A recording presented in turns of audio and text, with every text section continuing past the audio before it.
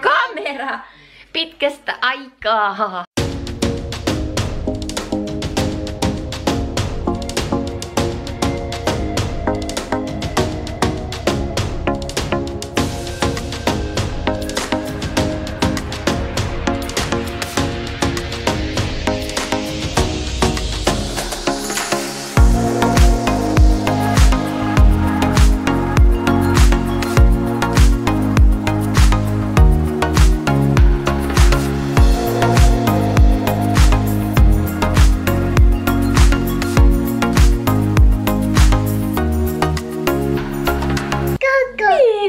Äiti edellisellä videolla mukana. Äiti. Niin, äiti on tässä. Kerroksä katsojille, että me mennään nyt tutustumaan päiväkotiin. Päiväkotiin. Ajattele, Toivo. Niin. Ja 4 yön päästä sinä aloitat päiväkodissa. Äiti menee töihin. Töihin. Sinä menet päiväkotiin, äiti menee töihin ja sinä saat siellä kavereita. Joo, kavereita. Kyllä. Niin. Niin kuin vauva. Niin kuin vauva. Morjesta, morjes, Ruuhkis tässä huomenta. Nyt tehdään tämmönen ihan aika basic My Day video teidän iloksi, koska tosiaan palaan töihin, niin en tiedä sit millainen tauko tulee videon kanssa, niin päästä vähän seuraamaan, että mitä me tässä puuhaillaan. Eli tosiaan nyt on torstai, kello on 8:15 ja mä vien Lassin kouluun ja sen jälkeen mennään Toivon kanssa tutustumaan päiväkotiin. Ja kun Toivohan nyt ei oikein vielä ymmärrä mitä on tapahtumassa, niin voi sanoa, että mua jännittää ihan törkeästi. Mä olen siis siellä hänen mukana sen tutustumisen ajan. Eli poika ei jää sinne siis yksin, vaan minä olen siinä läsnä koko ajan. Ja tänään olisi tarkoitus mennä lisäksi tonne Prismaan hakemaan Toivolle vielä puuttuvia juttuja. Mä oon käynyt nyt kaikki ulkovaatteet läpi. Mä voisin laittaa tohon vaikka kuvan, kun mä levitin kaikki sen ulkovaatteet pari päivää sitten tohon lattialle. Kävin niitä läpi. Niin me käydään hakemassa toi päiväkotireppu, mihin saadaan vaihtovaatteet, sun muut. Sitten sisätossut täytyy hommata. Sitten mä kattelin, että Toivolla ei ole noita jarrusukkia, kun olisiko ollut 2 vai 3, niin jos siellä on, niin jarrusukkia pitää ostaa. Mitäs muuta? No nyt ei tule heti äkkiseltään mieleen muuta. Mun täytyy käydä se lista vielä läpi ennen kuin me mennään sinne kauppaan. Mutta siis tämmöstä kaikkea pientä puuttuu. Ja tosiaan sitä reppua ei ole vielä ollenkaan, eikä noita sisätossuja. Ne on niin kuin ne ihan tärkeimmät. Mutta me jatketaan nyt valmistautumista ja kohta mennään. En mä sen päiväkotiin ota kameraa mukaan, koska en viitsi siellä kuvailla, ymmärrätte varmaan miksi. Mutta kerron sitten miten meni, kun ollaan tultu sieltä. Ark. Jebo! Kello on nyt 10:30. Me tultiin kotiin ja syödään nyt, tai Toivo syö lounasta ja mä syön aamupalaa. Munakokkeli ja pahtoleipää ja kakao. Ja älkää ihmetelkö tuota ääntä tuolla taustalla, se on tuo jääkaappi. Se pitää ihan ihmeellistä ääntä. Mä en tiedä mikä siihen on tullut. Enkä osaa tehdä sille mitään. Päiväkotiin tutustuminen meni hyvin. Toivo alkoi siis heti leikkimään muiden lasten kanssa. Mä olin vähän äimänä siitä. Ja sitten kun oltiin oltu siinä jonkun aikaa, ja tää hoitaja, ketä mulle esitteli paikat ja näin poispäin, niin hän sitten, kun Toivo oli mun sylissä, niin hän kysyi Toivolta, että tulisitko sä mun syliin. Niin Toivo ojensi kädet ja meni hänen syliinsä. Ja mä olin ihan niinku, jee, että vau, hienoa. Että nyt kyllä tää...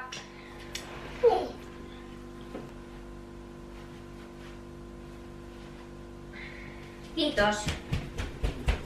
Niin, että kyllä tää niinku vaikuttaa siltä, että hyvillä mielin maanantai-aamuna vien Toivon sinne. Ja semmoisen havainnon tein, että varttin välein Toivo hakeutui siis mun syliin, että hän tuli pyytään syliin ja halailtiin siinä. Ja tämän mä niinku sanoinkin siellä jo, että Toivo tarvitsee sit kyllä sitä niinku, kahden keskistä semmoista huomioon välillä. Ainakin oletan ja luulisin näin. Toivo! Juu niin, apua mihin mä jäin. Joo.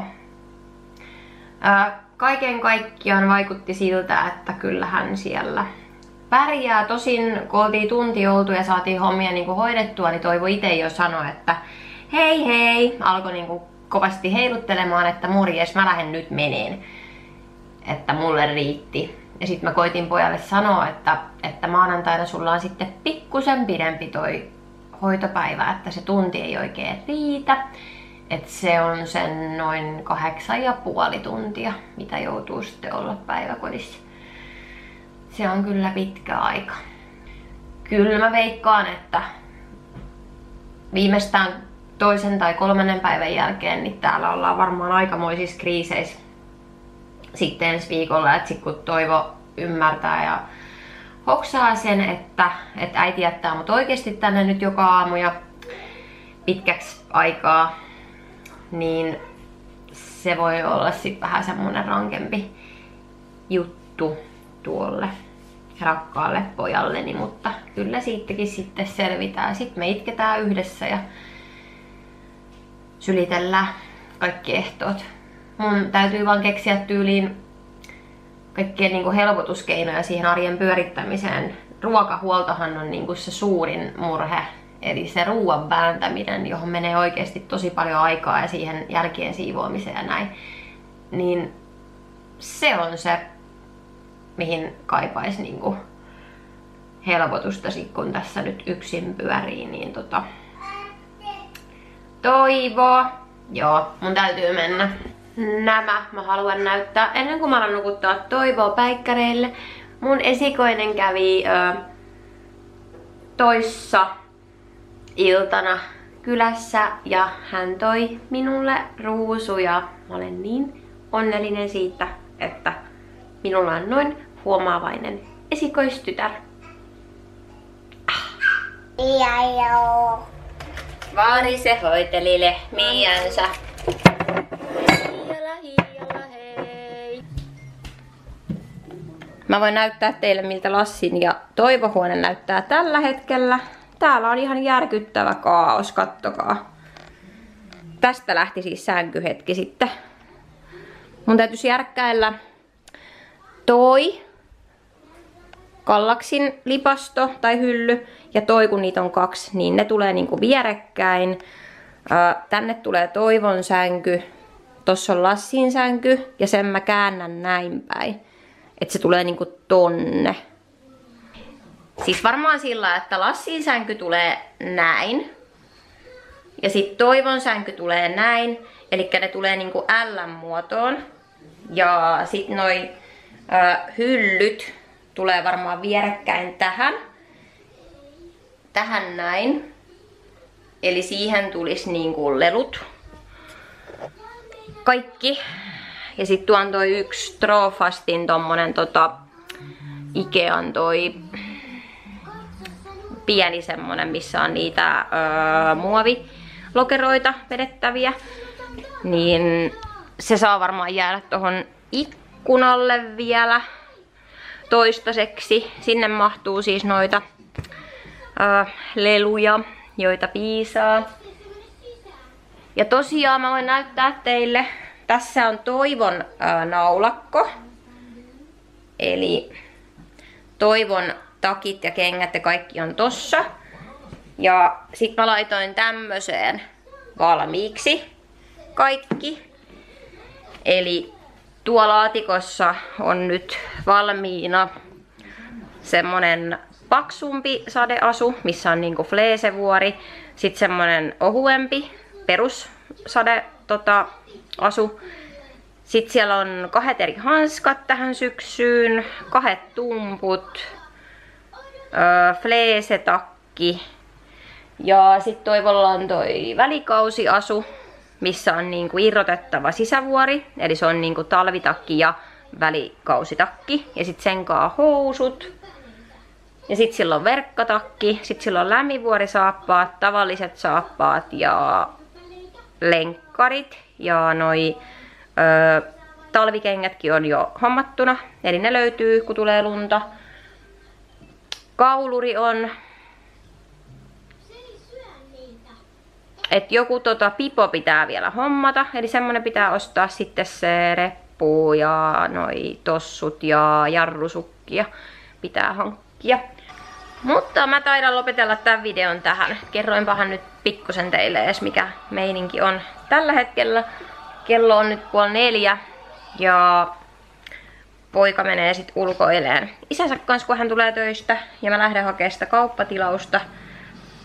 Sitten siinä kohtaa pääsee vähän helpommalla, kun poika ei ole mukana. Ja sit alkaakin ruoanlaittopuuhat. Mä en jaksa ottaa nyt kaupoille kameraa mukaan. Eli ette pääse mukaan niitä juttuja seuraamaan. Mutta jos haluatte, niin voin seuraavalla videolla näyttää teille minkälaisen repun ja tossut YMS Toivolle löytyy. Kiitos tosi paljon muuten tsempeistä. Ne on kaikki lämmittänyt mun sydäntä ihan tosi paljon. Mä vastailen niihin, kunhan tästä ehdin. Niin jokaiseen kyllä pyrin vastaamaan parhaani mukaan. Mut haluan vaan siis sanoa kaikille, että kiitos. Kiitos tosi paljon. Se on oikeasti tosi tärkeää nyt tässä elämäntilanteessa, että tietää, että on ihmisiä, jotka välittää ja näin. Tulee itku, kun edes puhuu tästä asiasta. Ja jos kiinnostelee, niin mä tosiaan tein uuden tilin TikTokkiin. Rakkaudella Aino. Semmosella nimellä löytyy. Ja Ruuhka-Inkeri TikTok-tili on nyt kokonaan poistettu. Mä halusin niin kun nyt nollata koko homman ja aloittaa alusta. Mulla oli siellä yli 10 000 seuraajaa, mutta se meni nyt pois.